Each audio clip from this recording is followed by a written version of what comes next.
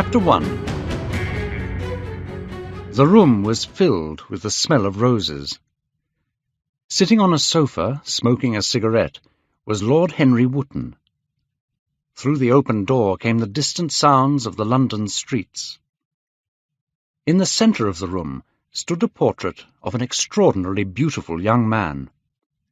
Sitting a little distance in front of it was the artist himself, Basil Hallward. As the painter looked at the portrait, he smiled. "It is your best work, Basil, the best thing you have ever done," said Lord Henry slowly. "You really must send it next year to the Grosvenor. The Grosvenor is really the only place to exhibit a painting like that." "I don't think I shall send it anywhere," the painter answered, moving his head in that odd way that used to make his friends laugh at him at Oxford University. "No, I won't send it anywhere." Lord Henry looked at him in surprise through the thin blue smoke of his cigarette. "Not send it anywhere? My dear man, why not? What odd people you painters are." "I know you will laugh at me," Basil replied, "but I really can't exhibit it. I have put too much of myself into it."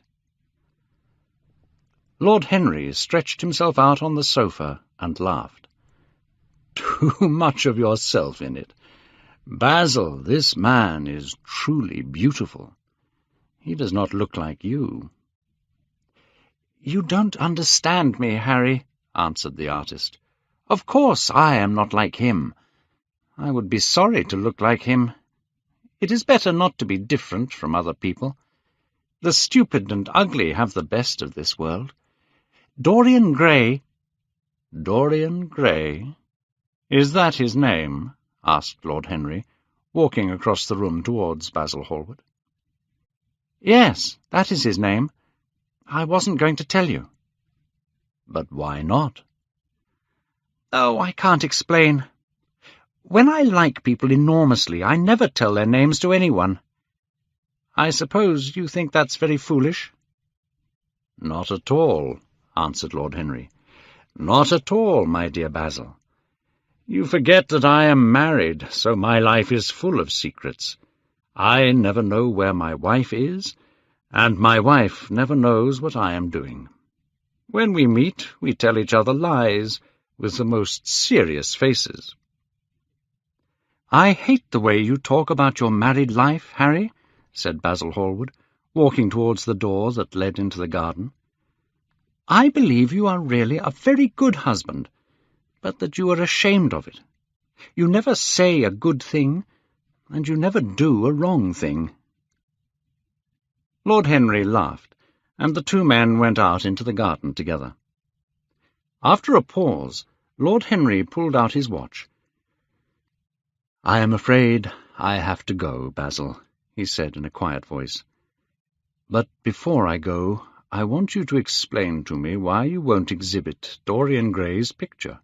I want the real reason." "I told you the real reason." "No, you did not. You said that it was because there was too much of yourself in it. Now, that is childish." "Harry," said Basil Hallward, looking him straight in the face, "every portrait that is painted with feeling is a portrait of the artist, not the sitter.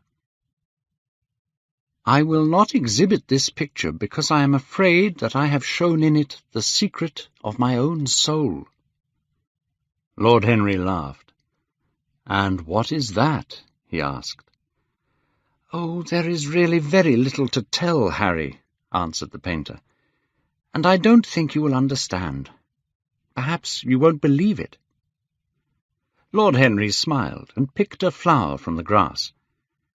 "I am quite sure I'll understand it," he replied, staring at the flower, "and I can believe anything." "The story is simply this," said the painter. 2 months ago, I went to a party at Lady Brandon's. After I had been in the room for about 10 minutes, I suddenly realized that someone was looking at me. I turned around and saw Dorian Gray for the first time. When our eyes met, I felt the blood leaving my face. I knew that this boy would become my whole soul, my whole art itself. What did you do? We were quite close, almost touching. Our eyes met again. I asked Lady Brandon to introduce me to him. What did Lady Brandon say about Mr. Dorian Gray? Oh, something like, "Charming boy. I don't know what he does. I think he doesn't do anything. Oh, yes, he plays the piano. Or is it the violin, dear Mr. Gray?" Dorian and I both laughed, and we became friends at once. "Laughter is not at all a bad beginning for a friendship," said the young lord, picking another flower. "And it is the best ending for one." Hallward shook his head. "You don't understand what friendship is, Harry. Everyone is the same to you." "That's not true," cried Lord Henry, pushing his hat back and looking at the summer sky. "I choose my friends for their beauty, and my enemies for their intelligence. A man cannot be too careful in choosing his enemies. Of course, I hate my relations, and I hate poor people because they are ugly, stupid, and drunk." "I don't agree with a word you have said, and I feel sure that you don't agree either." Lord Henry touched his pointed brown beard with his finger, and the toe of his boot with his stick. "How English you are, Basil! An Englishman is only interested in whether he agrees with an idea, not whether it is right or wrong. But tell me more about Mr. Dorian Gray. How often do you see him?" "Every day. I couldn't be happy if I didn't see him every day." "How extraordinary! I thought you only cared about your art." "He is all my art to me now," said the painter.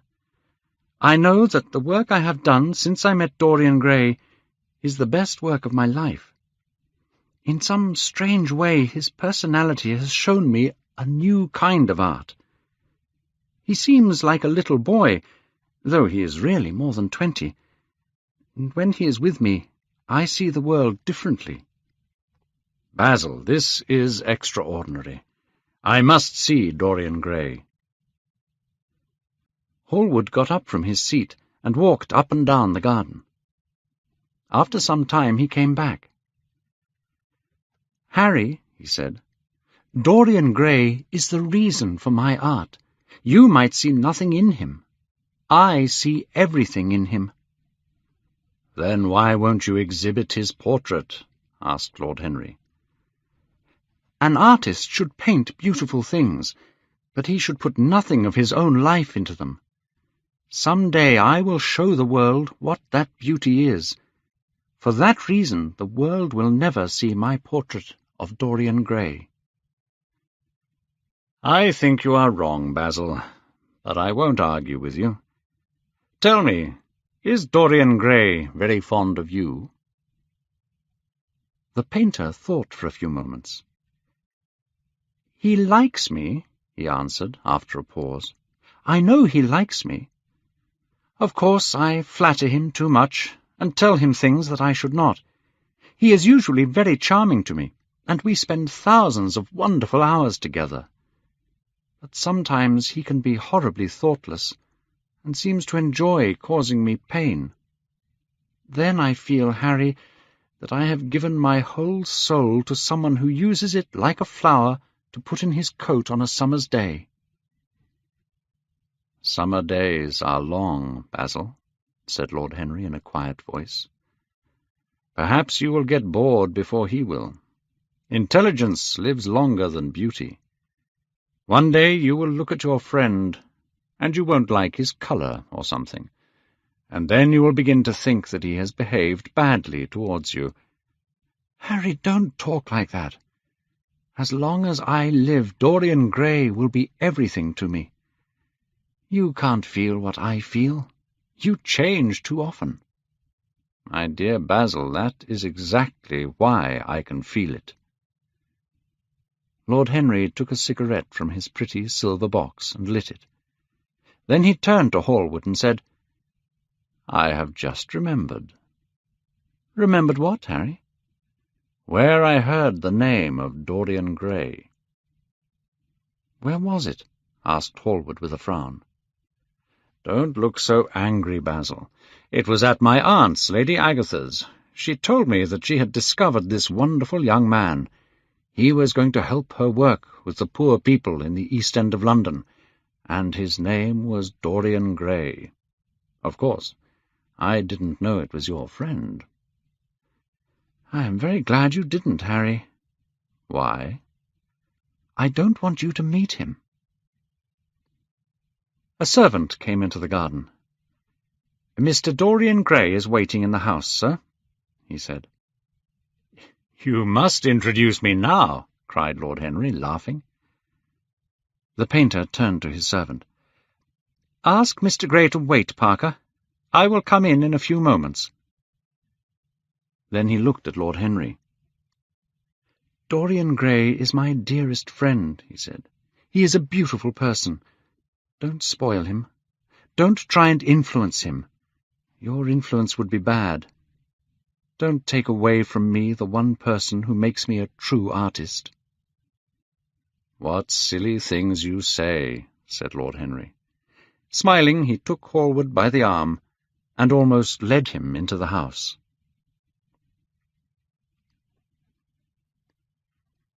Chapter 2. As they entered, they saw Dorian Gray. He was sitting at the piano with his back to them, and he was turning the pages of some music by Schumann. "You must lend me these, Basil," he cried. "I want to learn them. They are perfectly charming." "Perhaps if you sit well for me today, Dorian." "Oh, I am bored with sitting, and I don't want a portrait of myself," answered the boy, turning quickly. When he saw Lord Henry, his face went red for a moment. "I am sorry, Basil. I didn't know that you had anyone with you." "This is Lord Henry Wotton, Dorian. He's an old friend of mine. We went to Oxford together. I have just been telling him what a good city you were, and now you have spoiled everything."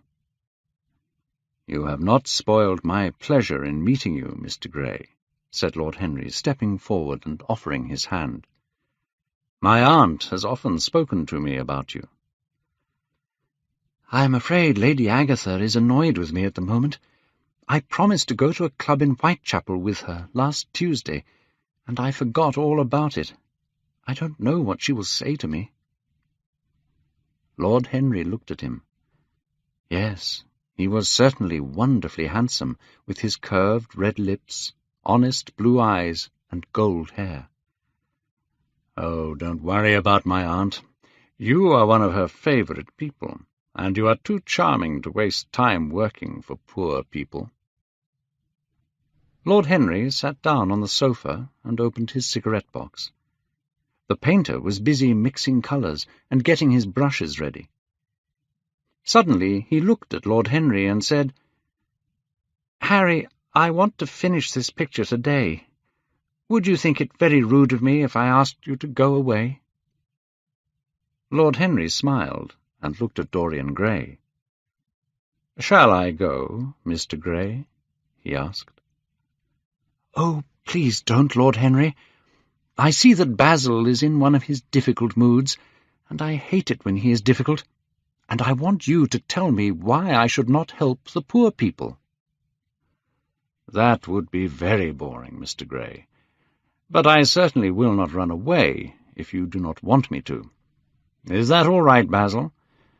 You have often told me that you like your sitters to have someone to talk to." Hallward bit his lip. "If that is what Dorian wants. Dorian always gets what he wants." Lord Henry picked up his hat and gloves. "No, I am afraid I must go. Goodbye, Mr. Gray. Come and see me one afternoon in Curzon Street. I am nearly always at home at 5 o'clock. "Basil," cried Dorian Gray, "if Lord Henry Wotton goes, I will go too. You never open your lips while you are painting, and it is horribly boring just standing here. Ask him to stay." "All right. Please stay, Harry, for Dorian and for me," said Hallward, staring at his picture. "It is true that I never talk when I am working, and never listen either. It must be very boring for my sitters. Sit down again, Harry, and Dorian, don't move about too much, or listen to what Lord Henry says. He has a very bad influence over all his friends." Dorian Gray stood while Hallward finished his portrait. He liked what he had seen of Lord Henry. He was so different to Basil, and he had such a beautiful voice. After a few moments he said to him, "Have you really a very bad influence, Lord Henry? As bad as Basil says?" "Influence is always bad." "Why?" "Because to influence someone is to give them your soul. Each person must have his own personality." "Turn your head a little more to the right, Dorian," said the painter. He was not listening to the conversation, and only knew that there was a new look on the boy's face. "And yet," continued Lord Henry in his low, musical voice, "I believe that if one man lived his life fully and completely, he could change the world. He would be a work of art greater than anything we have ever imagined. But the bravest man among us is afraid of himself. You, Mr. Gray, are very young, but you have had passions that have made you afraid, dreams—" "Stop!" cried Dorian Gray. "I don't understand what you're saying. I need to think." For nearly 10 minutes he stood there with his lips open and his eyes strangely bright. The words that Basil's friend had spoken had touched his soul. Yes, there had been things in his boyhood that he had not understood. He understood them now. With his smile, Lord Henry watched him. He knew the exact moment when to say nothing. He was surprised at the sudden effect of his words on the boy. How fascinating the boy was. Hallward continued painting, and did not notice that the others were silent. "Basil, I am tired," cried Dorian Gray suddenly. "I must go and sit in the garden. There is no air in here." "My dear boy, I am sorry. When I'm painting, my work is all I can think about. But you never sat better. I don't know what Harry has been saying to you, but there is a wonderful bright look in your eyes. I suppose he has been flattering you. You shouldn't believe a word he says." "He has certainly not been flattering me. Perhaps that is why I don't believe anything he has told me." "You know you believe it all," said Lord Henry, looking at him with his dreamy eyes. "I will go out to the garden with you. It's horribly hot in this room." "Don't keep Dorian too long," said the painter. "This is going to be my best painting." Lord Henry went out to the garden and found Dorian Gray holding a flower to his face. He came close to him and put his hand on his shoulder.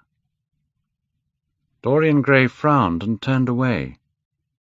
He liked the tall young man who was standing by him. His dark, romantic face interested him.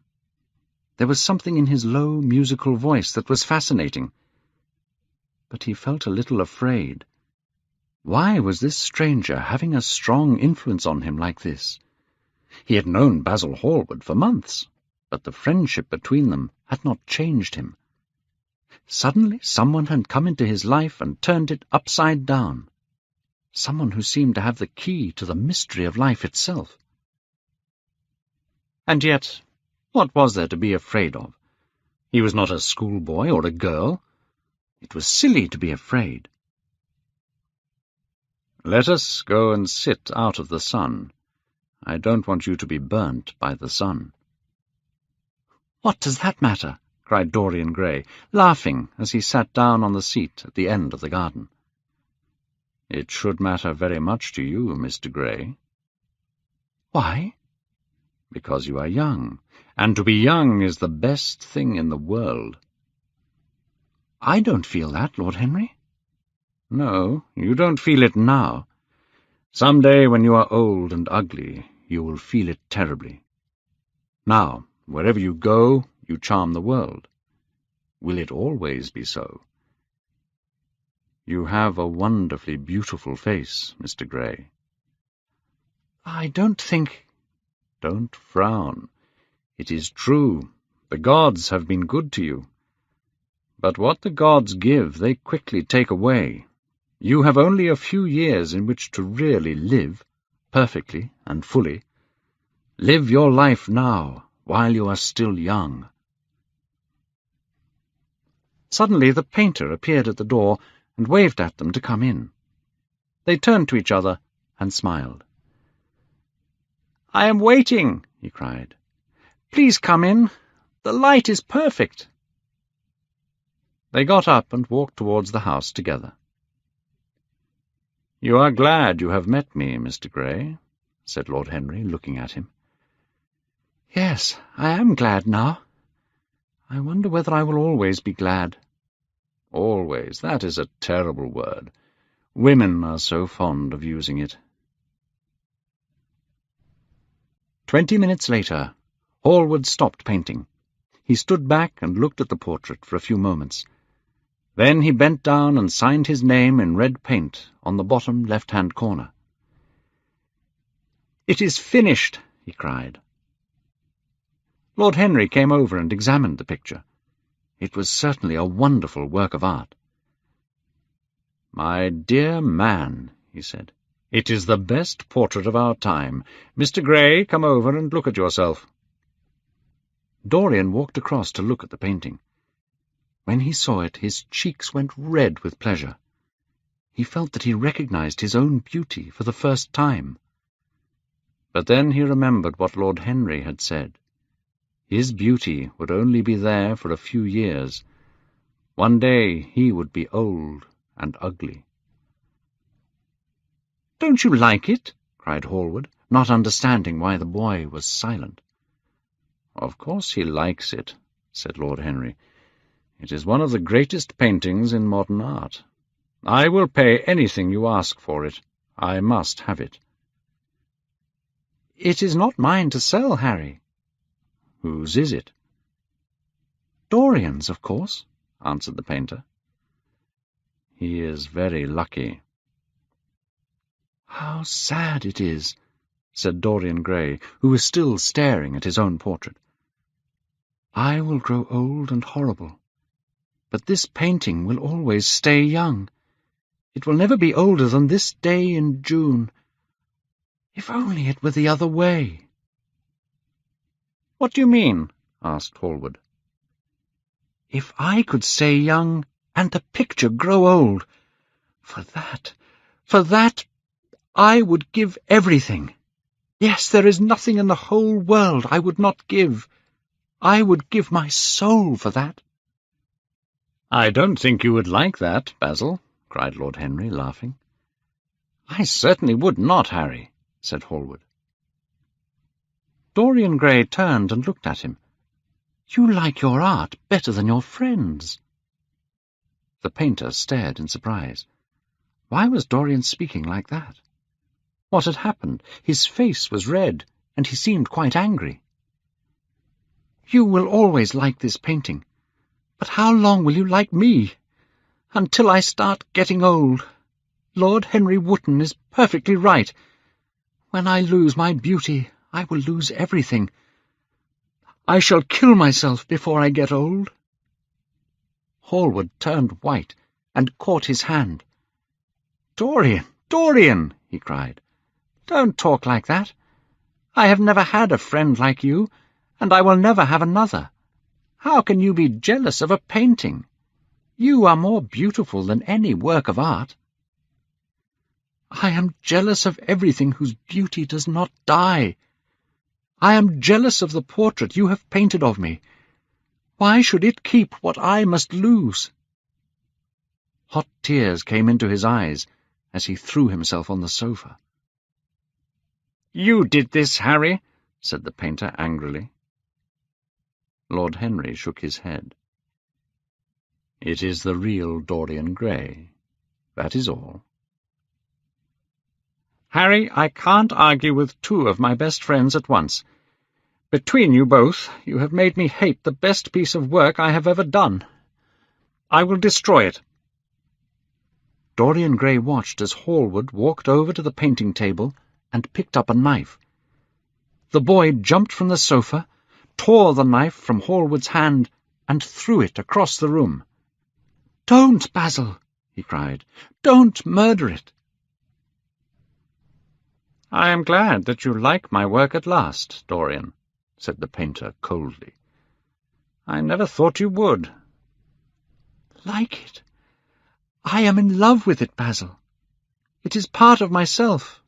I feel that.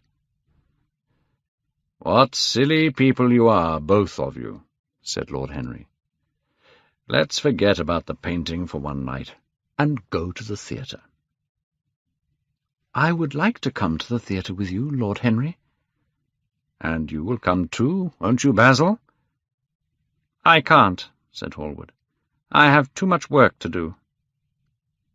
Well, you and I will go together, Mr. Gray. The painter bit his lip and walked over to the picture. I will stay with the real Dorian, he said sadly.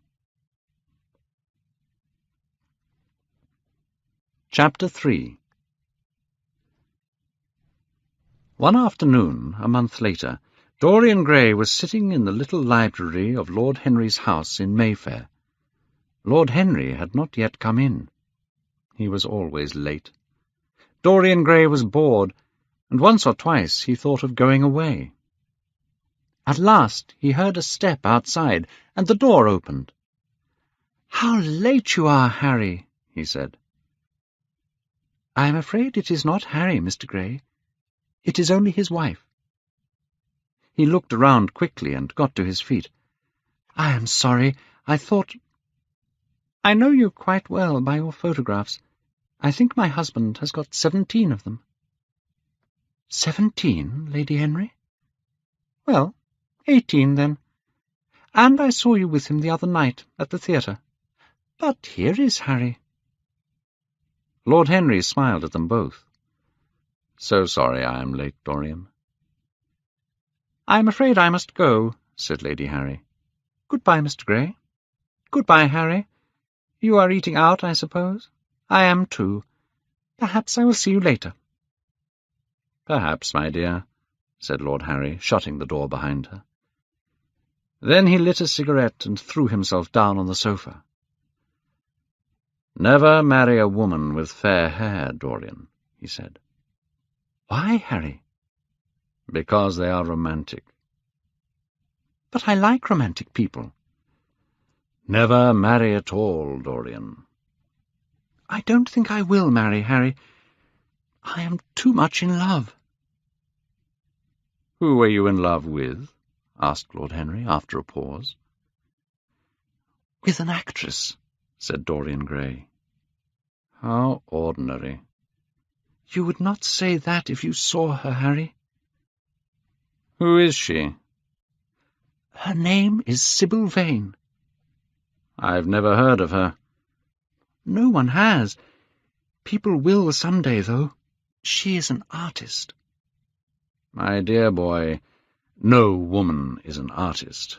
Women never have anything to say, but they say it charmingly. How long have you known her?" "About 3 weeks."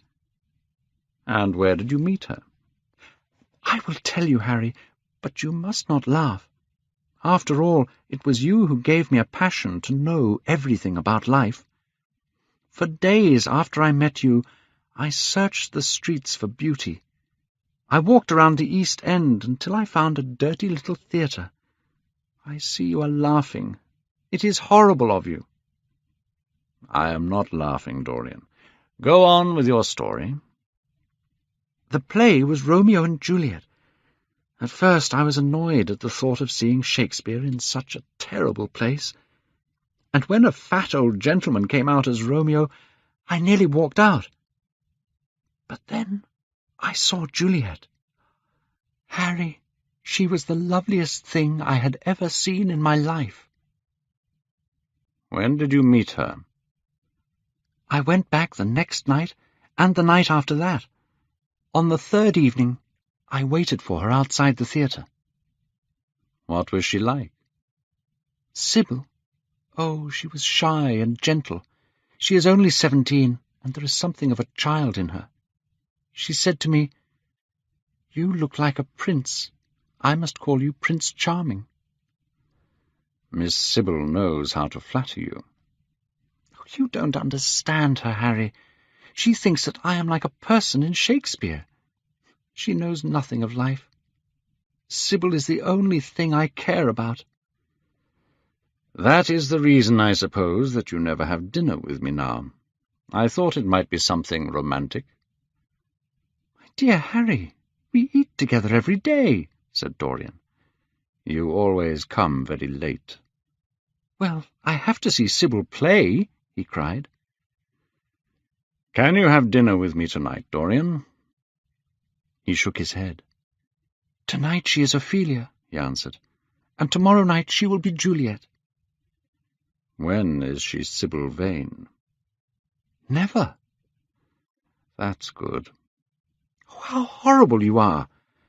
But when you see her, you will think differently. I want you and Basil to come and watch her tomorrow night. You are certain to recognize that she is wonderful. All right. Tomorrow evening. Will you see Basil before then, or shall I write to him? Dear Basil, I haven't seen him for a week. It is rather horrible of me, as he sent me my portrait a few days ago. I love looking at it. Perhaps you should write to him. I don't want to see him alone. He says things that annoy me. He gives me good advice. Lord Henry smiled. People are very fond of giving away advice they need themselves. Oh, Basil is a good man, but I don't think he really understands about art and beauty. Since I have known you, Harry, I have discovered that. Basil, my dear boy, puts everything that is charming in him into his work. I must go now, Harry. My Juliet is waiting for me. Don't forget about tomorrow. Goodbye. As Dorian left the room, Lord Henry began to think about what he had just learnt. Certainly few people had ever interested him so much as Dorian Gray. Yet the mad worship of this actress did not make him annoyed or jealous. He was pleased by it. It made the boy more interesting to study. Later that night, when he arrived home from dinner, Lord Henry saw a telegram on the table near the door. He opened it and read that Dorian Gray was going to marry Sybil Vane. Chapter 4. "I suppose you have heard the news, Basil," said Lord Henry the following evening. They were in the dining-room of the Bristol Hotel. "No, Harry," answered the artist, giving his hat and coat to the waiter. "What is it?" "Dorian Gray is going to be married," said Lord Henry, watching him as he spoke. Hallward frowned. "Dorian going to be married?" he cried. "Impossible." "It is perfectly true." "To whom?" "To some little actress." "But it would be absurd for him to marry someone like that." "If you want to make him marry this girl, tell him that, Basil. He is sure to do it then. Whenever a man does a completely stupid thing, it is always for a good reason." "I hope this girl is good, Harry." "Oh, she is better than good. She is beautiful," said Lord Henry. "Dorian says that she is beautiful, and he is not often wrong about these things. Your portrait has helped him understand beauty in others. We are to see her tonight, if that boy doesn't forget." "But how can Dorian marry an actress, Harry? It is absurd," cried the painter, walking up and down the room, biting his lip. Dorian Gray falls in love with a beautiful actress who plays Juliet. He asks her to marry him. Why not? I hope that Dorian Gray marries this girl and worships her for 6 months. Then he can suddenly become fascinated by another woman. You don't mean a word of that, Harry. I know you don't really want Dorian Gray's life to be spoiled. You are much better than you pretend to be. Lord Henry laughed. The reason we all like to think so well of others is because we are afraid for ourselves. But here is Dorian himself. He will tell you more than I can. My dear Harry, my dear Basil, you must both congratulate me, said the boy, throwing off his coat and shaking each of his friend's hands. I have never been so happy. Of course, it is sudden. All the best things are, and yet it seems to me to be the one thing I have been looking for all my life. I hope you will always be very happy, Dorian, said Hallward. But why did you not tell me? You told Harry. There really is not much to tell, cried Dorian. Last night I went to see her again. After, when we were sitting together, there came into her eyes a wonderful look. It was something I had never seen there before. We kissed each other. I can't describe to you what I felt at that moment. Have you seen her today? Asked Lord Henry. Dorian Gray shook his head. I have left her in Shakespeare's forest. I will find her in his garden. At what exact point did you use the word marry, Dorian? And how did she answer? Perhaps you forgot all about it. My dear Harry, it was not a business meeting. I told her I loved her. The whole world is nothing to me compared to her. But, my dear Dorian— Hallward put his hand on Lord Henry's arm. Don't, Harry. You have annoyed Dorian. He is not like other men. He would never harm anyone. Lord Henry looked across the table. Dorian is never annoyed with me, he answered. Dorian Gray laughed. When I am with Sybil Vane, I don't believe in anything you have taught me. I forget all your fascinating, terrible ideas. And those are? Asked Lord Henry, helping himself to some salad. Oh, your ideas about life, your ideas about love, your ideas about pleasure, all your ideas, Harry. Pleasure is the only thing worth having ideas about, he answered in his slow, musical voice. When we are happy, we are always good. But when we are good, we are not always happy. I know what pleasure is, cried Dorian Gray. It is to worship someone. That is certainly better than when someone worships you. Harry, you are terrible. I don't know why I like you so much. Let us go down to the theatre. When you see Sybil, you will change your ideas. They got up and put on their coats. The painter was silent and thoughtful. He felt very sad. Dorian Gray would never again be to him all that he had been in the past. Life had come between them. When he arrived at the theatre, it seemed to Hallward that he had grown years older. Chapter 5. The theatre was crowded that night. It was terribly hot, and there were young people shouting to each other from across seats. Women were laughing loudly, and their voices sounded horrible. People were eating oranges and drinking from bottles. "What a place to find the perfect girl in," said Lord Henry. "Yes," answered Dorian Gray. "It was here I found her. When you see her as Juliet, you will forget everything. These ugly people become quite different when she appears." "I understand what you mean, Dorian," said the painter, "and I believe in this girl. Anyone you love must be wonderful." "Thanks, Basil," answered Dorian Gray. "I knew that you would understand me. In a few minutes you will see the girl who I am going to give my life to, the girl who I have given everything that is good in me." Then Sybil appeared. The crowd shouted and called her name. Yes, she was certainly lovely to look at, Lord Henry thought. Basil Hallward jumped to his feet excitedly. Dorian Gray sat staring at her like he was in a dream. "Charming, charming," cried Lord Henry.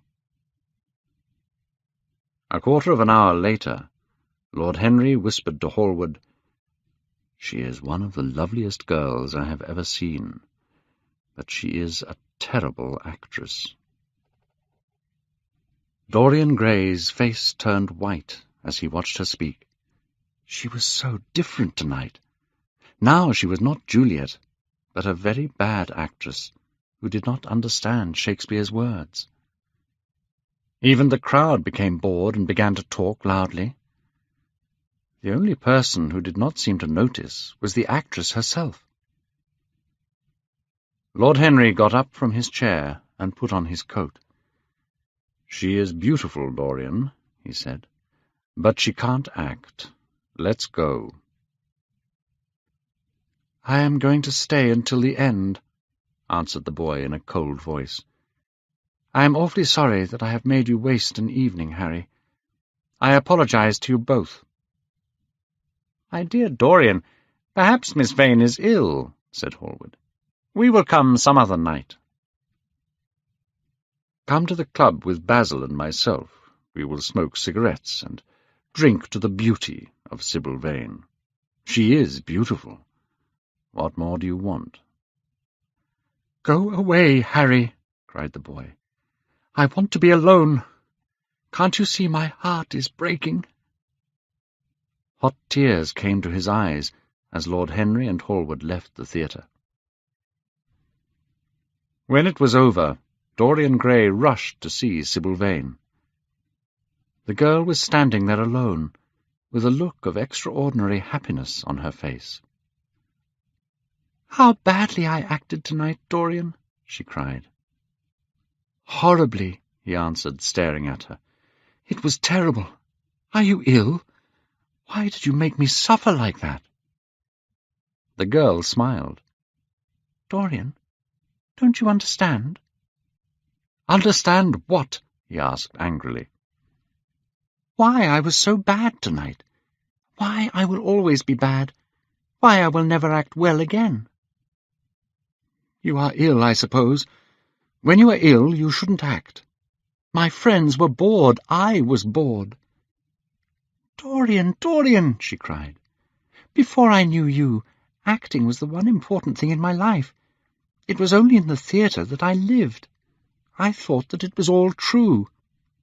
Tonight, for the first time in my life, I saw that I was playing at love. Our love for each other is the only true love. Take me away with you, Dorian. I don't want to be an actress any more." He threw himself down on the sofa and turned away his face. "You have killed my love," he said quietly. Then he jumped up and went to the door. "My God, how mad I was to love you! What a fool I have been! You are nothing to me now. I will never see you again. I will never think of you. I will never speak to you again." The girl went white. "You are not serious, Dorian.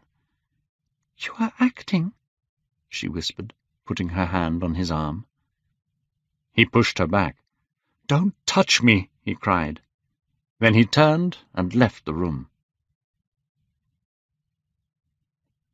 After walking the streets of London all night, he arrived home just after sunrise. As he passed through the library, he saw the portrait that Basil Hallward had painted of him. He stared at it in surprise, and walked on into his bedroom. He took his coat off and stood next to his bed. A few moments later he returned to the picture and looked at it closely. In the poor light the face seemed to have changed a little. Now the mouth looked cruel. It was certainly strange. He walked to the window and opened the curtains. The light changed the room, but the face stayed the same. In fact, the sunlight made the mouth look even crueler. Going back to his bedroom, he found a small mirror that had been a present from Lord Henry. He looked at his real face and saw no sign of cruelty. What did it mean? He threw himself into a chair and began to think. Suddenly he remembered what he had said in Basil Hallward's house the day the picture had been finished. Yes, he remembered it perfectly. He had asked that the painting grow old so that he himself could remain young. But such things were impossible. It was terrible even to think about them. And yet there was the picture in front of him. There was the cruelty in the mouth. Cruelty. Had he been cruel? No, why think about Sybil Vane? She was nothing to him now. But the picture, what was he to say of that? It held the secret of his life, and told his story. It had taught him to love his own beauty. Would it teach him to hate his own soul? Would he ever look at it again? He would save himself. He would not see Lord Henry again. He would go back to Sybil Vane, marry her, and try to love her again. She had suffered more than he had. Poor child. He had been selfish and cruel to her. They would be happy together. His life with her would be beautiful and pure. He got up from his chair and covered the portrait. How horrible, he said to himself, and he walked across to the window and opened it. When he stepped out onto the grass, he took a deep breath. He thought only of Sybil. The birds that were singing in the garden seemed to be telling the flowers about her.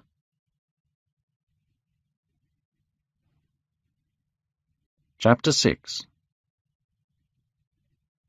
It was nearly 1 o'clock the next afternoon when he woke up. His servant brought him a cup of tea and some letters.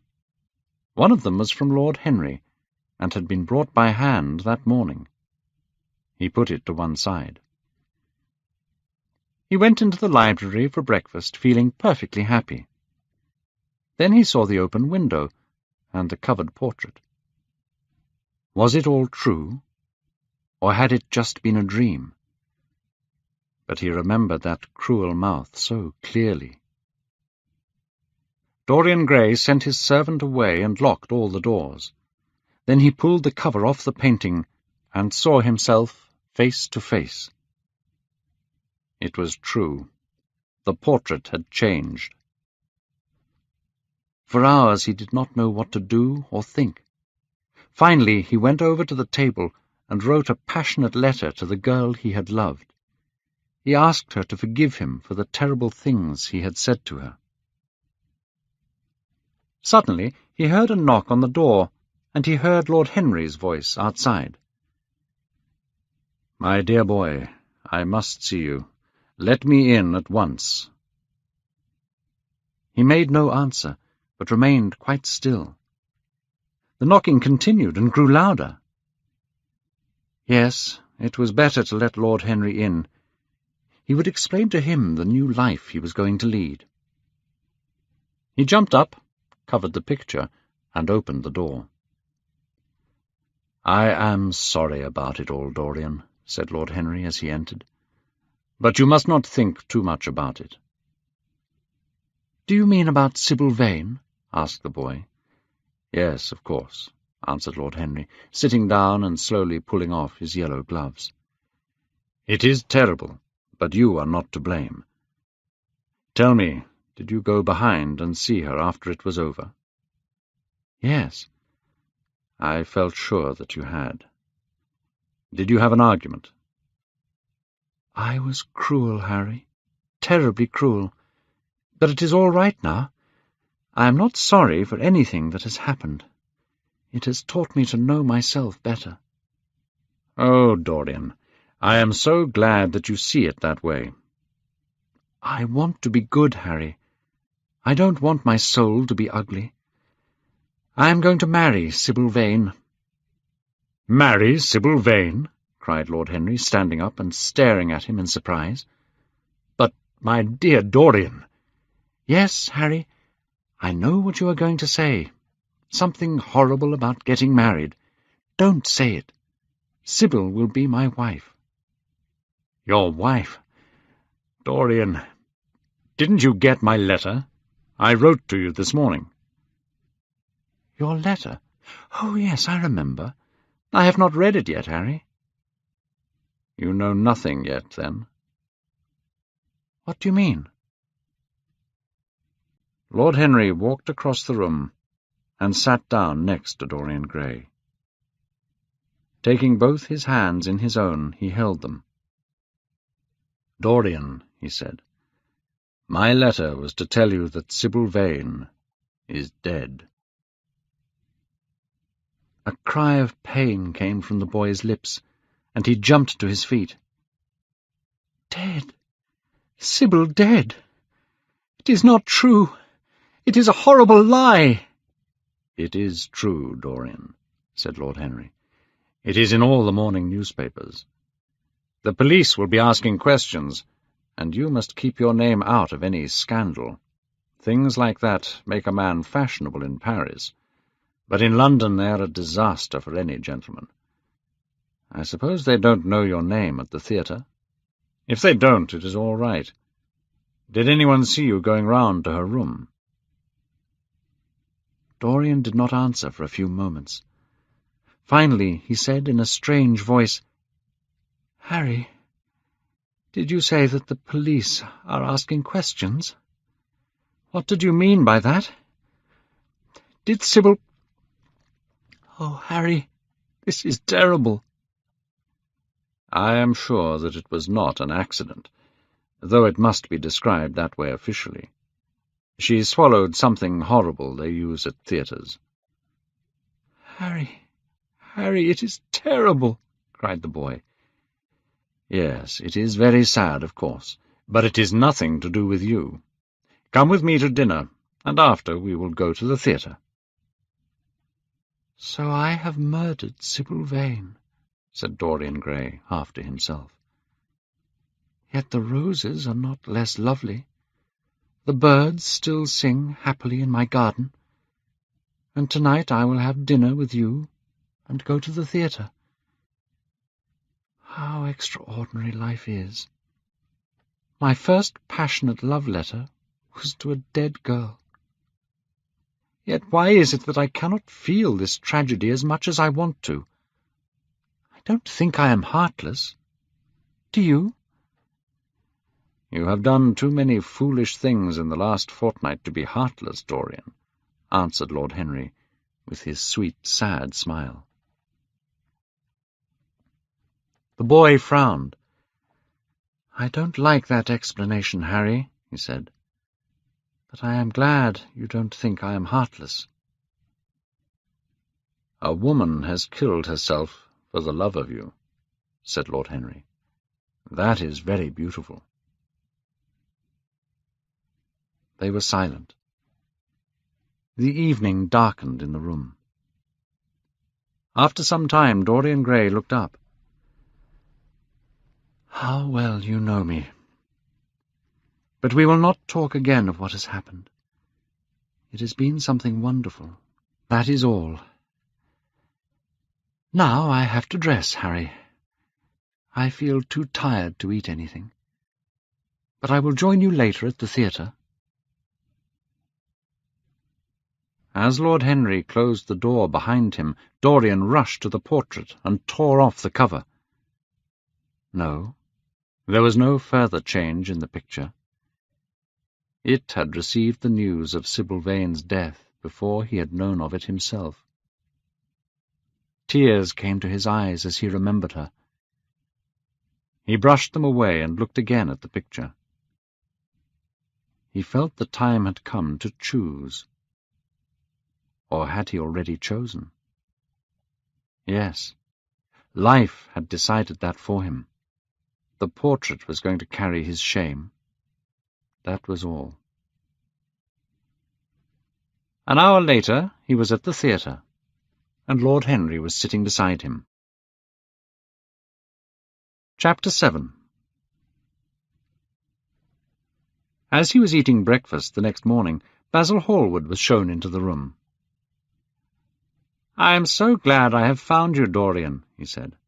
"I called last night, and they told me that you were at the theatre. Of course I knew that was impossible. I had a terrible evening worrying whether one tragedy would be followed by another. I can't tell you how heartbroken I am about the whole thing. Did you go and see the girl's mother? What did she say about it all?" "My dear Basil, I don't know," said Dorian Gray. He looked very bored. "I was at the theatre." "You went to the theatre?" said Hallward, speaking very slowly. "You went to the theatre where Sybil Vane was lying dead?" "Stop, Basil! I won't hear it," cried Dorian, jumping to his feet. "You must not speak of such things. What is done is done. What is past is past." "You call yesterday the past? Dorian, this is horrible. Something has changed you completely. You look exactly the same as the wonderful boy in my picture, but now there is no heart in you. It is all Harry's influence. I see that." The boy went to the window and looked out at the garden for a few moments. "Harry has taught me many things, Basil," he said at last. "You have only taught me to love my own beauty." "I am truly sorry for that, Dorian." "I don't know what you mean, Basil," he said, turning round. "I don't know what you want. What do you want?" "I want the Dorian Gray I used to paint," said the artist sadly. "Basil," said the boy, going over to him and putting his hand on his shoulder, "you have come too late. Yesterday, when I heard that Sybil Vane had killed herself—" "Killed herself? My God, is there no doubt about that?" cried Hallward. "My dear Basil, of course she killed herself." The older man put his face in his hands. "How terrible," he said in a quiet voice. "No," said Dorian Gray. "There is nothing terrible about it. It is one of the great romantic tragedies of our time. I know you are surprised at me talking to you like this. You have not realized how I have changed. I was a boy when you knew me. I am a man now. I have new passions, new thoughts, new ideas. But, Dorian, I am different. But you must not like me less. Of course I am very fond of Harry, but I know that you are better than he is. You are not stronger. You are too afraid of life. But you are better. And how happy we used to be together. Don't leave me, Basil. And don't argue with me. I am what I am." The painter felt strangely sad. Dorian Gray was extraordinarily important to him. The boy had changed his art. Perhaps his cruel talk about Sybil Vane was just a mood that would pass away. There was so much in him that was good. "Well, Dorian," he said with a sad smile, "I won't speak to you again about this horrible thing. I only hope that your name is kept out of any scandal. Have the police asked to see you?" Dorian shook his head. "They don't even know my name," he answered. "She didn't know your name?" "Only my first name, and I am sure that she did not tell it to anyone. She told her family that I was Prince Charming. It was pretty of her. You must do me a drawing of Sybil, Basil. I would like to have something more of her than the memory of a few kisses." "I will try and do something, Dorian. But you must come and sit for me again.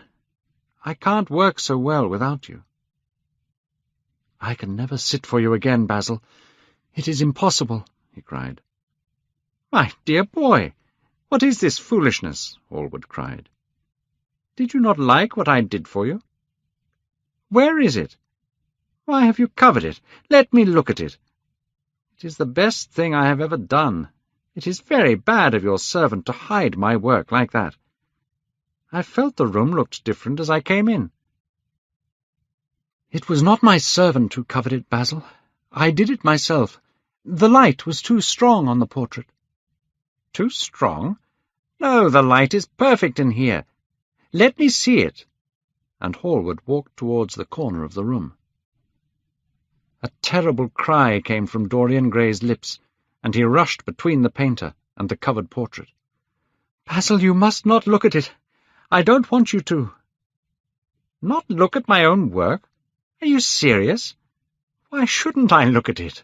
cried Hallward, laughing. "If you try and look at it, Basil, I promise I will never speak to you again. I am very serious." Hallward looked at Dorian Gray in surprise. He had never seen him like this before. The boy's face was white and angry. "Dorian, don't speak." "But what is the matter? Of course I won't look at it if you don't want me to," he said coldly, walking over to the window. "But it seems rather absurd that I cannot see my own work when I am going to exhibit it in Paris in the autumn." "To exhibit it? You want to exhibit it?" cried Dorian Gray. A terrible fear was building inside him. Was the world going to see his secret? Were people going to stare at the mystery of his life? That was impossible. "Yes, Georges Petit is going to exhibit all my best pictures in October. Don't worry, it is only for 1 month." Dorian Gray passed his hand across his face. It felt hot and wet. He felt that he was about to face horrible danger. "You told me a month ago that you would never exhibit it," he cried. "Why have you changed your mind?" He stopped suddenly, and a cruel look came into his eyes. He had remembered something Lord Henry had said to him. "Ask Basil why he won't exhibit your picture. He told me once, and it is a very strange story."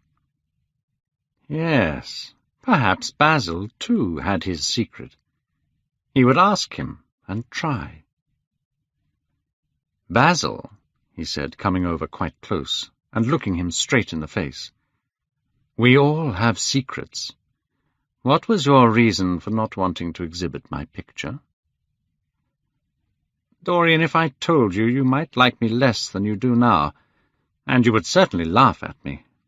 If you don't want me ever to look at your picture again, I won't. I have always you to look at. Your friendship is more important to me than exhibiting a painting." "No, Basil. You must tell me," said Dorian Gray. His feeling of fear had passed away. Now he just wanted to find out Basil Hallward's mystery. "Dorian," said the painter, who did not look happy, "have you ever noticed something in the picture? Something strange?" "Basil!" cried the boy, staring at him with wild eyes. "I see you did. Dorian, from the moment I met you, your personality had the most extraordinary influence over me. I worshipped you. I was jealous of everyone you spoke to. I wanted to have you all to myself. I was only happy when I was with you. When you were away from me, you were still there, in my art." "Basil—" "No, don't speak. I must tell you now what I did not tell you then. That I decided to paint a wonderful portrait of you. I put all my feelings for you into that picture. I felt, Dorian, that I had told too much. I had put too much of myself into it. So I decided never to exhibit the portrait. I told Harry, and he laughed. When the picture was finished and I sat alone with it, I felt that I was right. Later I thought that perhaps I was being foolish, and when this Paris offer came— but I see now that the picture cannot be shown." Dorian Gray breathed deeply. The colour came back to his cheeks, and a smile crossed his lips. The danger was over, and he was safe for a while. What a sad story Basil had told. Would he ever be so influenced by the personality of a friend? Lord Henry had the charm of being very dangerous, but that was all. "It is extraordinary to me, Dorian," said Hallward, "that you saw this in the portrait." "I saw something in it," he answered. "Something that seemed to me very strange." "Well, you don't mind me looking at the thing now?"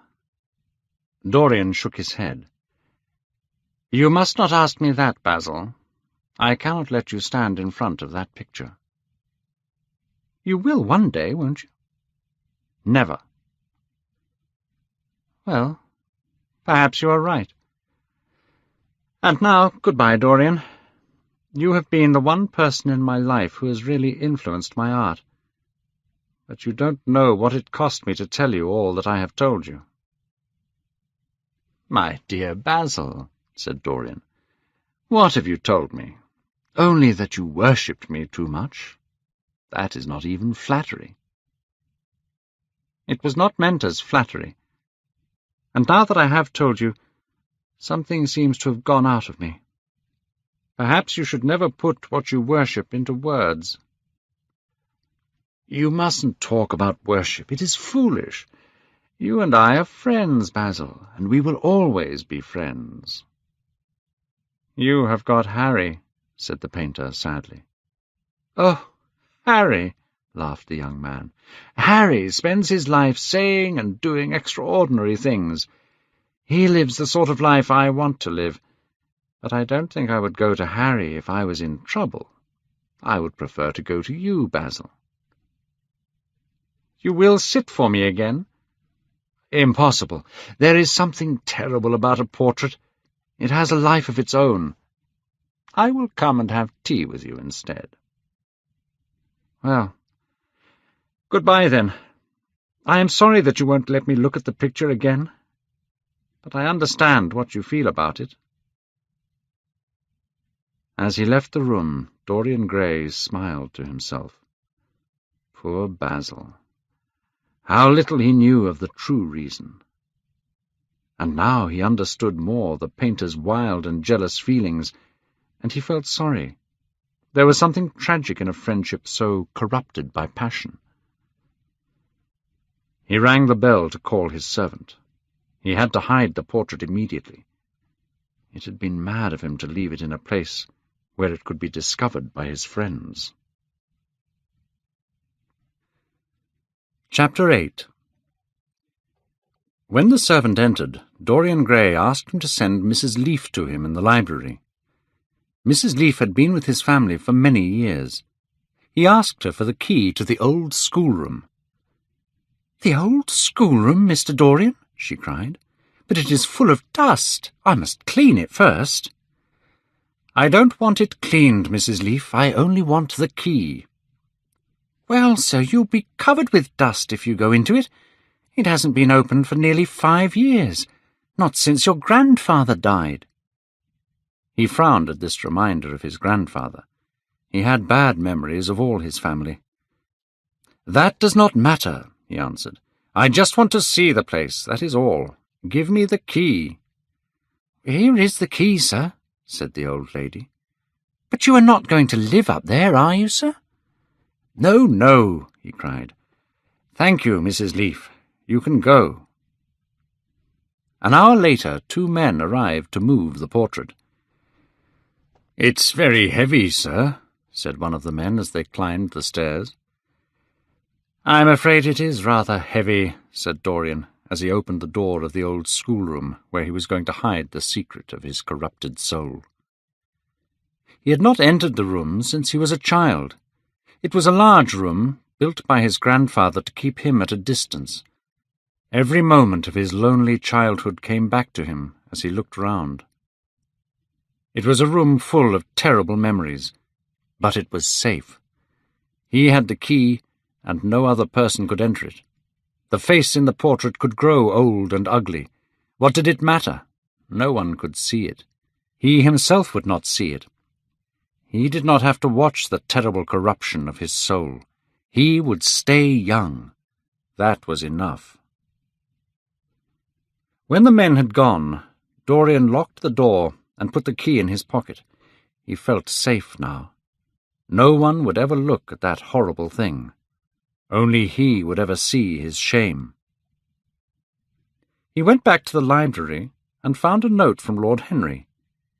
In it was a report from the newspaper about Sybil Vane. Her death was officially described as an accident. He frowned and tore the paper in two. Then he walked across the room and threw the pieces away.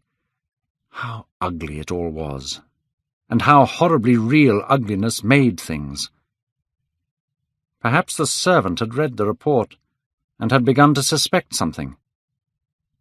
And yet, what did it matter? What had Dorian Gray to do with Sybil Vane's death? There was nothing to be afraid of.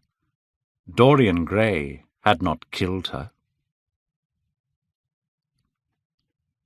Chapter 9.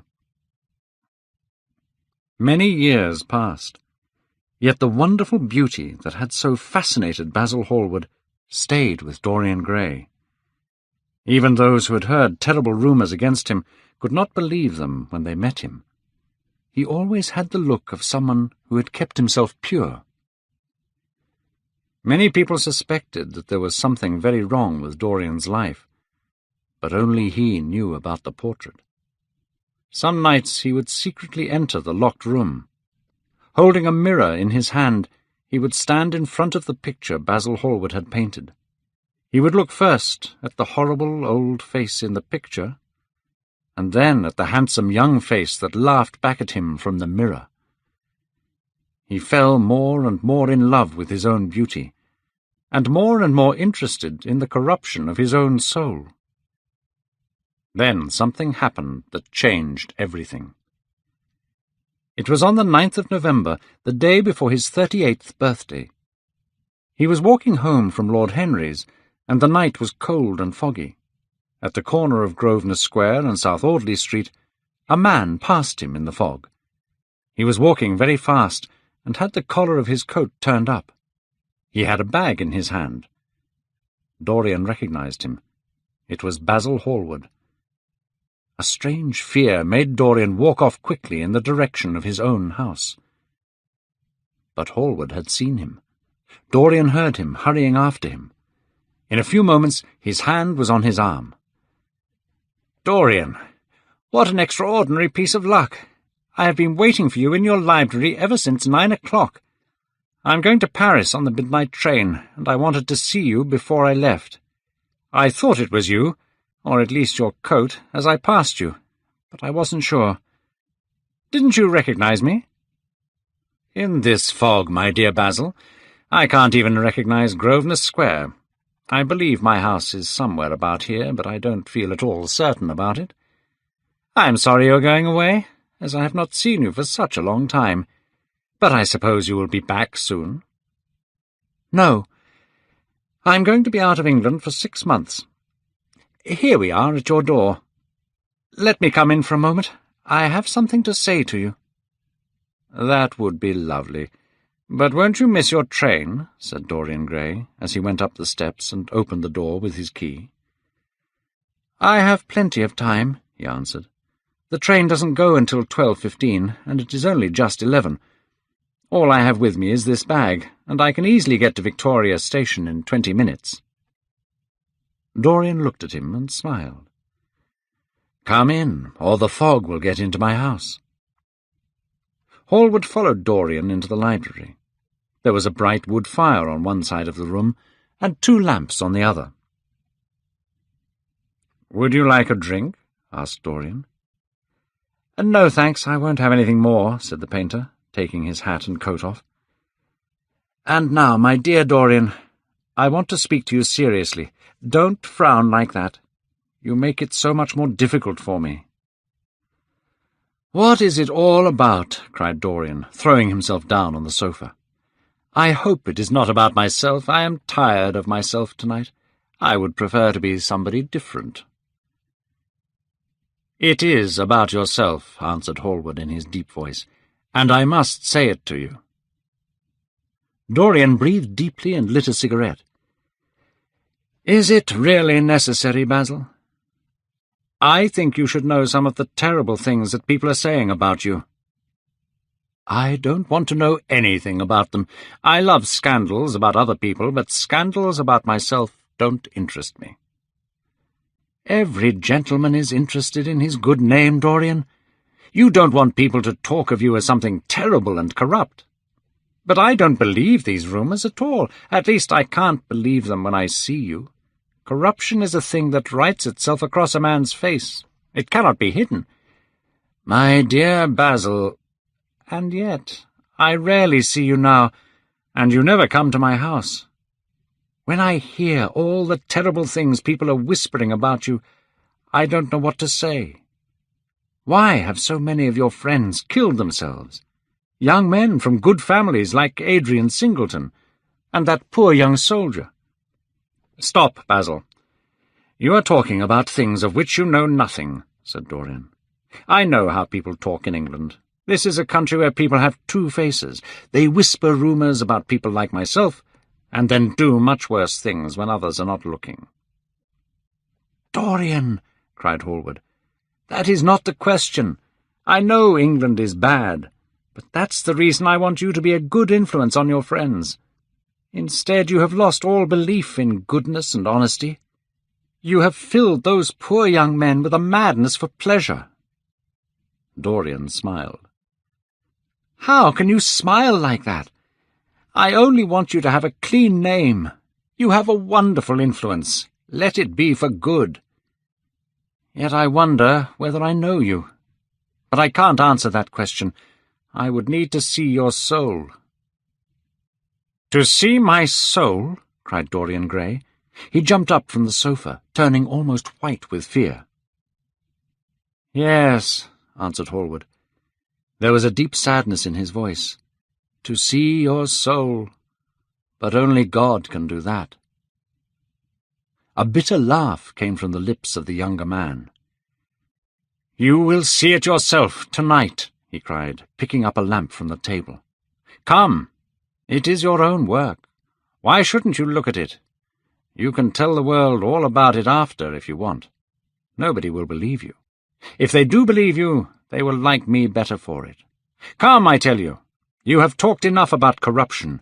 Now you will see it face to face." There was madness in every word he said. He felt a terrible delight that someone was going to share his secret. The man who had painted the portrait was going to share his shame. The painter would suffer for the rest of his life with the memory of what he had done. "Yes," he continued, coming closer to him, "I will show you my soul. You will see what you think only God can see." Hallward jumped back. "You cannot say things like that, Dorian," he cried. "They are horrible, and they don't mean anything." "You think so?" he laughed again. "I know so, Dorian. You have to tell me—" "Don't touch me. Finish what you have to say." The painter felt extraordinarily sad. He walked over to the fire and stood there. "I am waiting, Basil," said the young man in a hard, clear voice. He turned round. "What I have to say is this," he cried. "You must give me some answer to the horrible things people are saying against you. Tell me that they are not true, Dorian. Can't you see what I am going through? My God! Don't tell me that you are bad and corrupt and shameful." Dorian Gray smiled. "Come upstairs, Basil," he said quietly. "I keep a diary of my life from day to day. I will show it to you if you come up with me." "I will come with you, Dorian, if you wish it. I see I have missed my train. It does not matter, I can go tomorrow. But don't ask me to read anything tonight. All I want is a simple answer to my question." I will give it to you upstairs. I could not give it to you here. You will not have to read for long. Chapter 10. He passed out of the room and began climbing the stairs.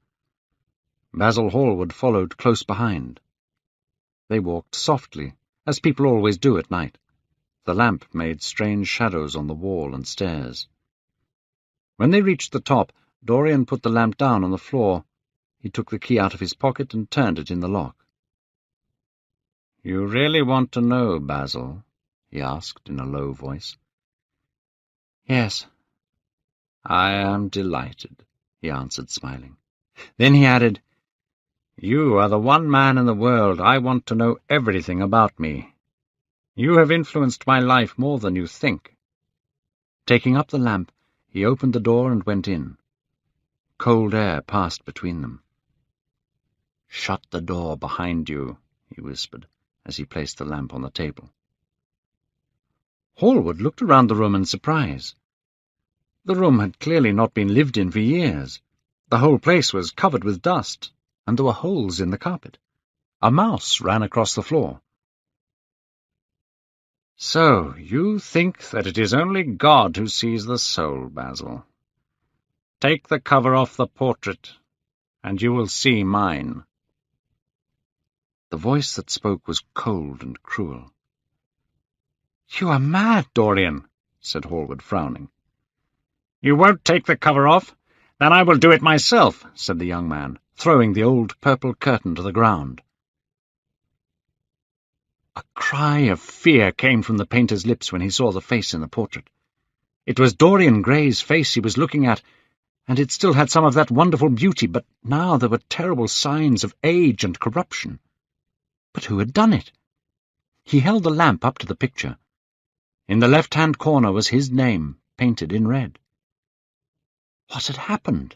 He had never done that. Still, it was his own picture. He knew it, and it made his blood turn to ice. His own picture. What did it mean? Why had it changed?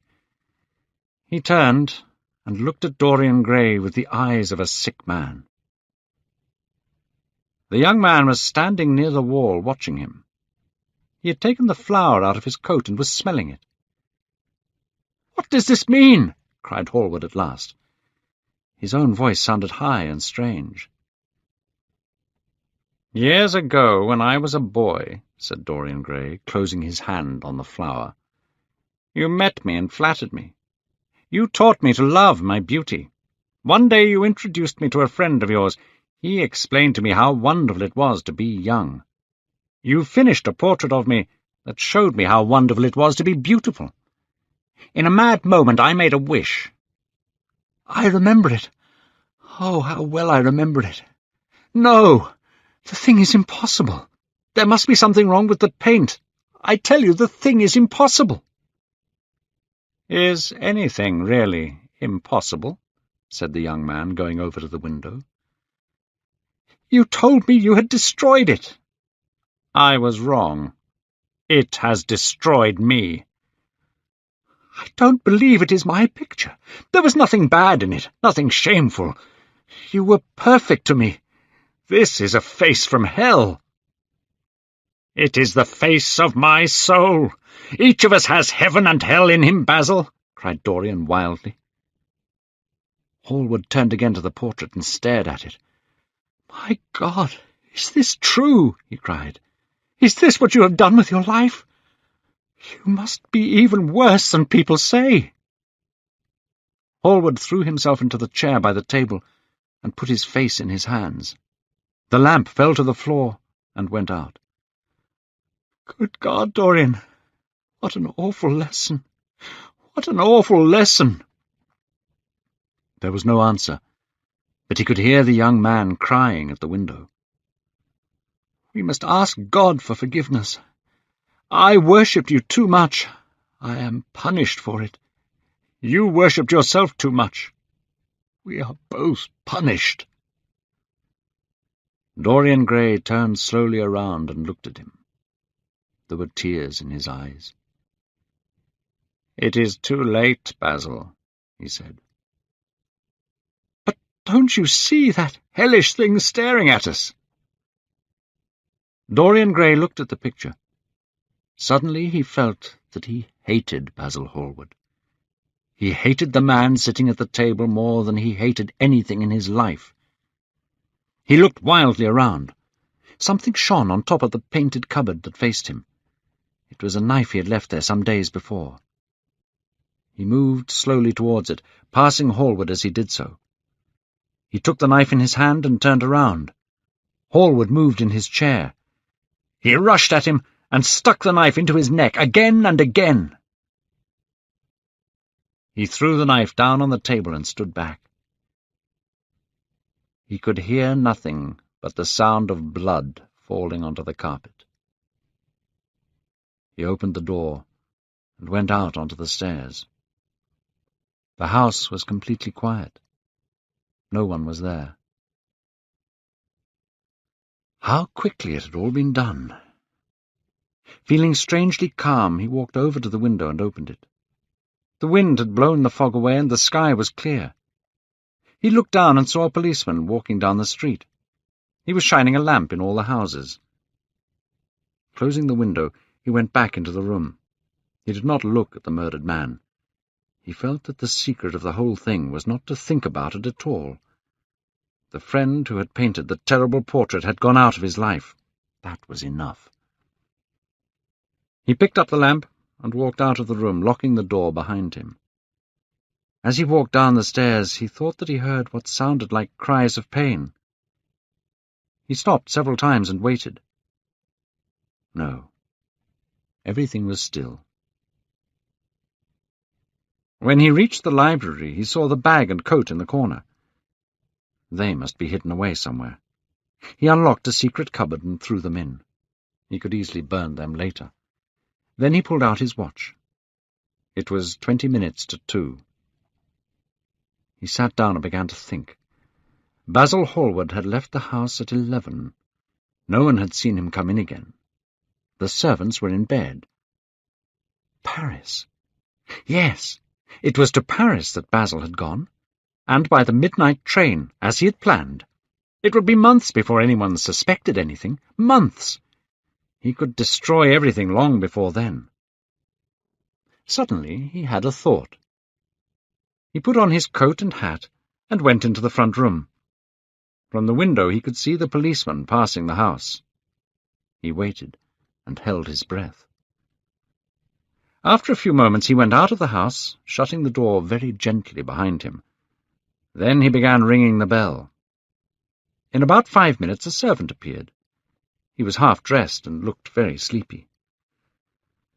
"I am sorry I had to wake you up, Francis," he said, stepping in, "but I have forgotten my key. What time is it?" 10 minutes past 2, sir," answered the man, looking at a clock. 10 minutes past 2. How horribly late. You must wake me at 9 tomorrow. I have some work to do." "All right, sir." "Did anyone call this evening?" "Mr. Hallward, sir. He stayed here until 11, and then he went away to catch his train." "Oh, I am sorry I didn't see him. Did he leave any message?" "No, sir.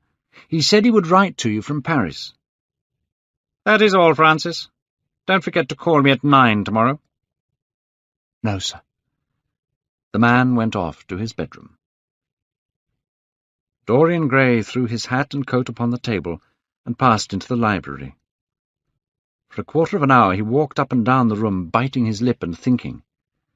Then he took down a book from one of the cupboards and began to turn the pages. Alan Campbell, 152, Hertford Street, Mayfair. Yes, that was the man he wanted.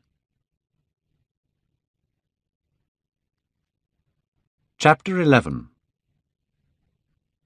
At 9 o'clock the next morning, his servant came in with a cup of chocolate and opened the curtains. Dorian was sleeping quite peacefully, lying with one hand under his cheek. As he opened his eyes, a smile passed across his lips. He turned round and began to drink his chocolate. The November sun came into the room and the sky was bright. It was almost like a morning in May. Slowly he remembered what had happened the night before. The dead man was still sitting there, and in the sunlight now. How horrible that was. Such terrible things were for the darkness, not the day. After he had drunk his cup of chocolate, he went over to the table and wrote 2 letters.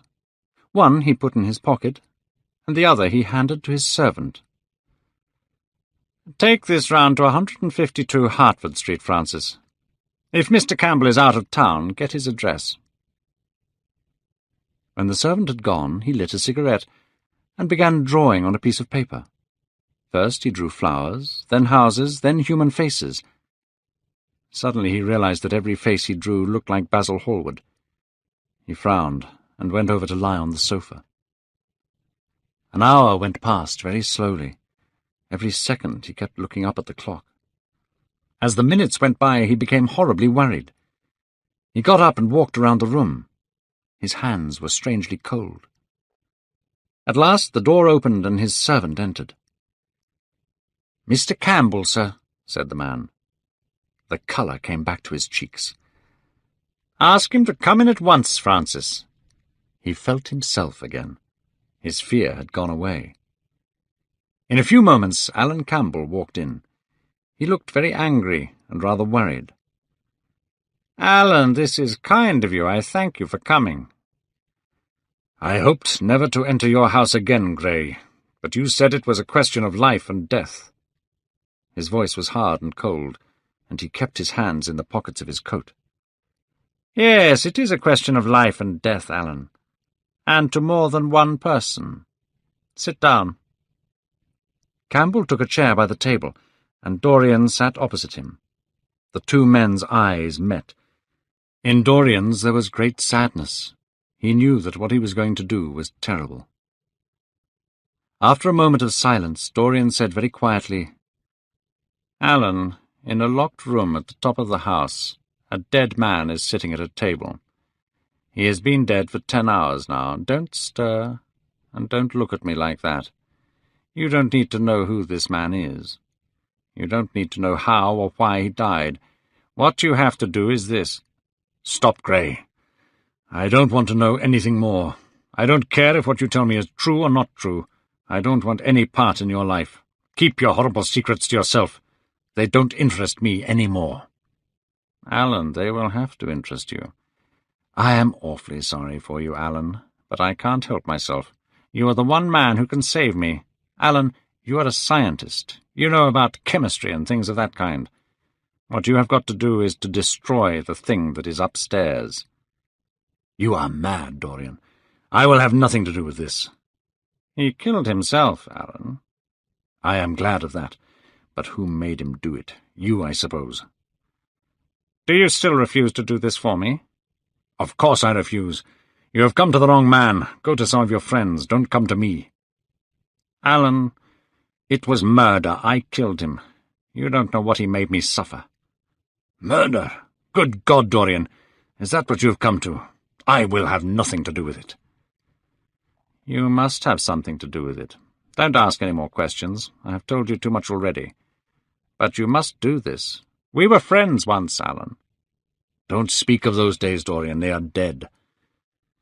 "They will hang me for this, Alan. Don't you understand? They will kill me for what I have done." Campbell got up to leave. "I will not have anything to do with this." "You refuse?" "Yes." The same look of sadness came into Dorian Gray's eyes. Then he took a piece of paper and wrote something on it. He read it over and pushed it across the table. Then he got up and went over to the window. Campbell looked at him in surprise and picked up the paper. As he read it, his face went white, and he fell back in his chair. After 2 or 3 minutes without speaking, Dorian came and stood next to him. "I am very sorry for you, Alan," he said, putting his hand on his shoulder. "But there is no other way. I have a letter written already. Here it is. You see the address. If you don't help me, I will send it. You know what will happen. But you are going to help me. It is impossible for you to refuse now." Campbell put his face in his hands. "The thing is quite simple, Alan. It has to be done. Face it and do it." A terrible sound came from Campbell's lips. "Come, Alan, you must decide now." Alan paused for a moment. "Is there a fire in the room upstairs?" "Yes, there is a gas fire." "I must go home and get some things." "No, Alan, you must not leave the house. Write out what you want, and my servant will get the things for you." It was nearly 2 o'clock when the servant returned with an enormous wooden box filled with the things Campbell had asked for. "You can have the rest of the day to yourself, Francis." "Thank you, sir." When the servant had left, the two men carried the box up the stairs. Dorian took out the key and turned it in the lock. Then he stopped, and Campbell saw that his eyes were full of tears. "I don't think I can go in, Alan," he said. "I don't need you," said Campbell coldly. Dorian half opened the door. As he did so, he saw the face of the portrait staring in the sunlight. He remembered that the night before he had forgotten to cover the picture. He was about to rush forward when he saw something that made him jump back. There was blood on one of the hands in the portrait. How horrible it was! He hurried into the room, trying not to look at the dead man. Picking the curtain off the floor, he threw it over the picture. Then he rushed out of the room and down the stairs. It was long after 7 when Campbell came back into the library. He was quiet and white in the face, but very calm. "I have done what you asked me to do," he said. "And now goodbye. Let us never see each other again." "You have saved me, Alan. I cannot forget that," said Dorian simply. When Campbell had left, he went upstairs. There was a horrible smell in the room, but the thing that had been sitting at the table was gone. Chapter 12. "Don't tell me that you are going to be good," cried Lord Henry. "You're quite perfect. Don't change." Dorian Gray shook his head. "No, Harry. I have done too many terrible things in my life. I am not going to do any more. But tell me, what is happening here in London? I have been out of the country for more than a month." "People are still discussing poor Basil's disappearance." "Are they not bored with that yet?" said Dorian, pouring out some wine and frowning. "My dear boy, they have only been talking about it for 6 weeks. The British only need one subject of conversation every 3 months. They have been very lucky recently, though. First there was the scandal of my wife leaving me, and then Alan Campbell killed himself. Now there is the mysterious disappearance of an artist. The British police are saying that Basil did take the midnight train on the 9th of November, but the French police are sure that he never arrived in Paris at all." "What do you think has happened to Basil?" asked Dorian, holding up his wine against the light. "I have no idea. If Basil wants to hide himself, it is no business of mine. If he is dead, I don't want to think about him. Death is the only thing that ever frightens me. I hate it." "Why?" said the younger man in a tired voice. "Because," said Lord Henry, "it is the only thing that is final. Let us have our coffee in the music-room, Dorian. You must play Chopin to me. The man who ran away with my wife played Chopin beautifully. Poor Victoria. I was very fond of her. The house is quite lonely without her." Dorian said nothing, but went into the next room and sat at the piano. After the coffee had been brought in, he stopped playing. "Harry," he said, looking over at Lord Henry, "do you think Basil was murdered?" Lord Henry yawned. "Everyone liked Basil. Who would want to murder him? He was not clever enough to have enemies. Of course he was a wonderful painter. But a man can paint like Velasquez, and yet still be rather boring. Basil was really rather boring. The only thing that interested me about him was that he worshipped you." "I was very fond of Basil," said Dorian sadly. "But don't people say he was murdered?" "Oh, some newspapers do. But I don't think it is likely. I know there are awful places in Paris, but Basil was not the sort of man to go to them."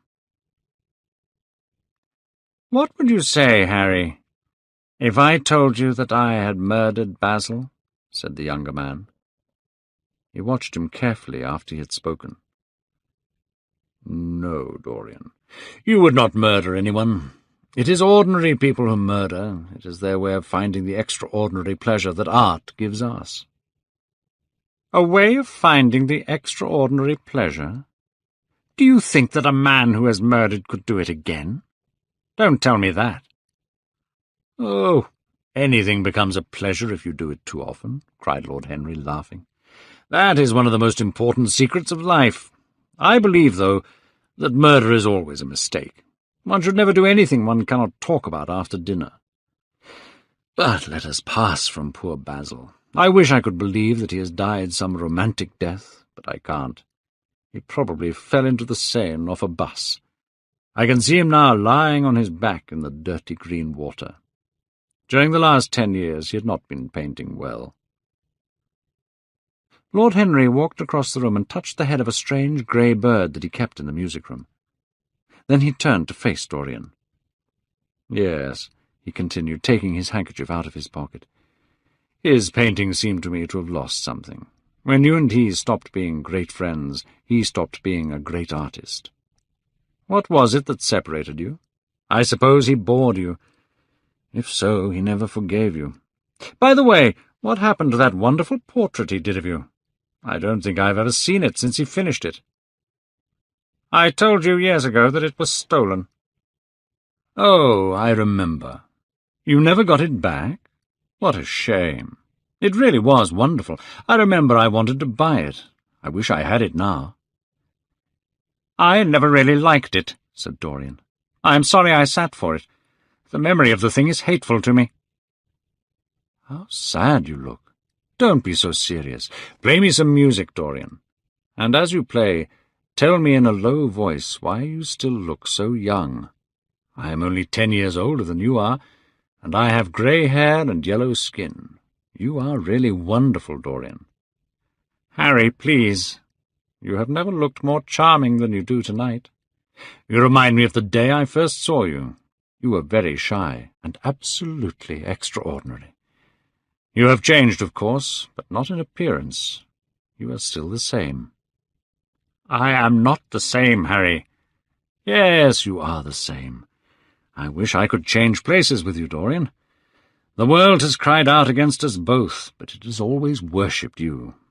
It always will worship you. Life has been your art." Dorian got up from the piano and passed his hand through his hair. "Yes, life has been beautiful," he said quietly. "But I am not going to have the same life, Harry, and you must not say these things to me. You don't know everything about me. I think that if you did, even you would turn away from me. You laugh. Don't laugh."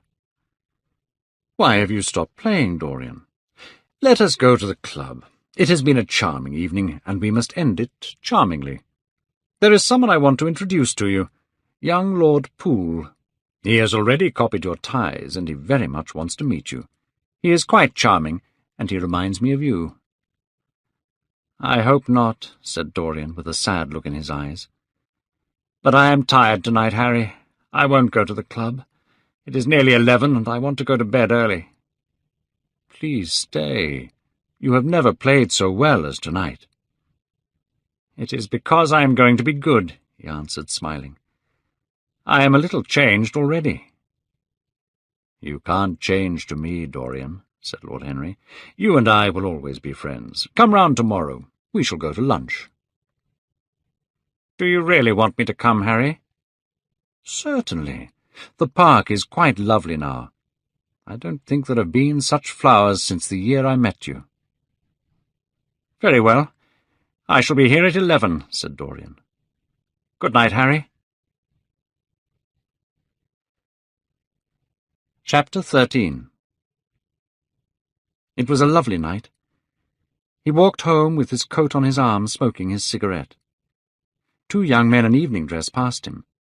He heard one of them whisper to the other, "That is Dorian Gray." He remembered how pleased he used to be when he was stared at or talked about. He was tired of hearing his own name now. When he reached home, he found his servant waiting up for him. He sent him to bed and threw himself down on the sofa in the library. He began to think about some of the things that Lord Henry had said to him. Was it really true that one could never change? There had been a time when he had been good and innocent. He had corrupted himself and become a terrible influence on others. He had even got pleasure from this corruption. Yet his soul had once been the purest of all. Was all that gone? Was there no hope for him? In one terrible moment of passion he had asked to stay young for all time. All his failure had been because of that.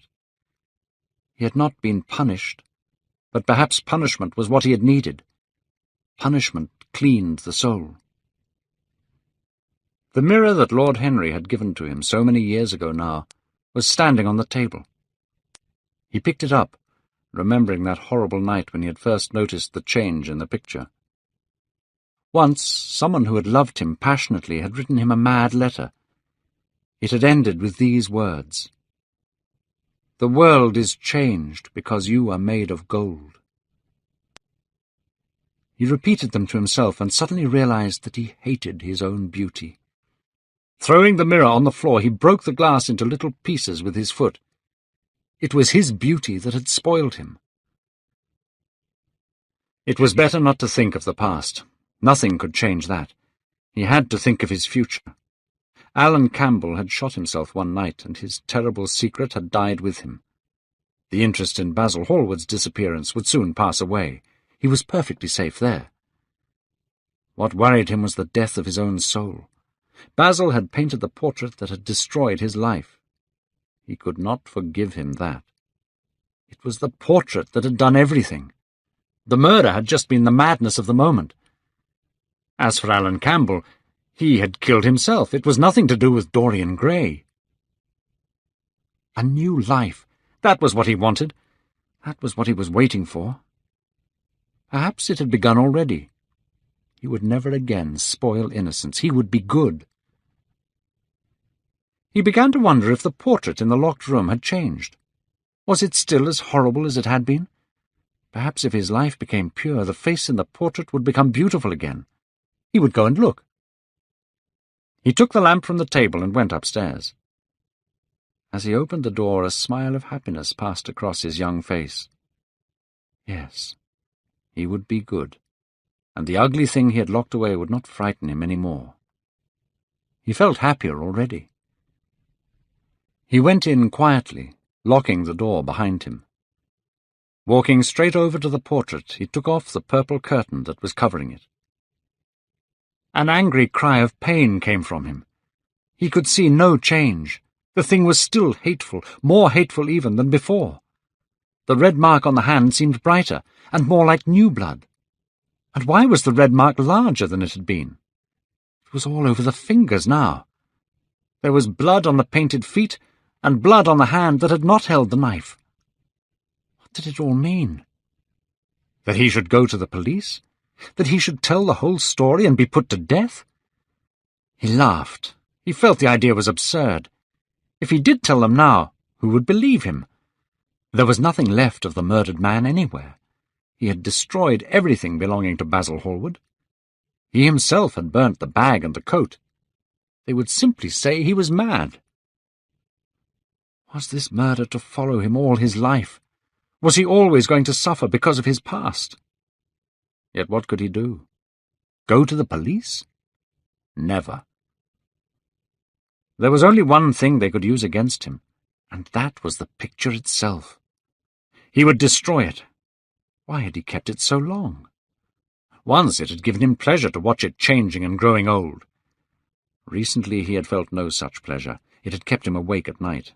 When he had been away, he had been frightened that another person would see it. Just the memory of it spoiled many moments of happiness. He would destroy it. He looked around and saw the knife that had killed Basil Hallward. He'd cleaned it many times, until there was no mark left on it. It was bright, and it shone. It had killed the painter. Now it would kill the painter's work, and all that it meant. It would kill the past. When that was dead, he would be free.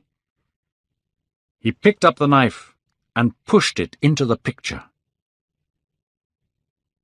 There was a cry and a crash. The cry was so horrible that frightened servants woke and came out of their rooms. Two gentlemen who were passing in the square below stopped and looked up at the great house. They hurried on until they met a policeman and brought him back. The policeman rang the bell several times, but there was no answer. Except for a light in one of the top windows, the house was all dark. After a time he went away and stood in the garden of the next house and watched. "Whose house is that?" asked the older of the two gentlemen. "Mr. Dorian Gray's, sir," answered the policeman. They looked at each other as they walked away and laughed cruelly. They knew who Dorian Gray was. Inside the house the servants were talking in low whispers to each other. Old Mrs. Leaf was crying. Francis was as white as death. After about a quarter of an hour they went fearfully upstairs. They knocked, but there was no reply. They called out. Everything was still.